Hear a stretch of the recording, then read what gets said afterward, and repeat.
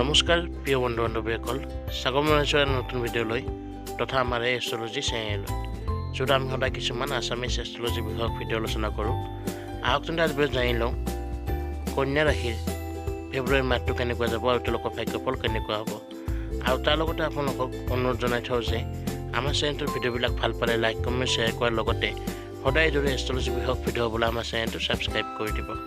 আহক এতিয়া আমি মূল ভিডিঅ'লৈ আগবাঢ়ি যাওঁ। বন্ধুসকল, কন্যা ৰাশিৰ ফেব্ৰুৱাৰী মাহটো ভালেই যাব। এই মাহটো আপুনি নিজৰ বুদ্ধিমত্তাৰ দ্বাৰা জীৱনত উন্নতি লাভ কৰিব পাৰিব।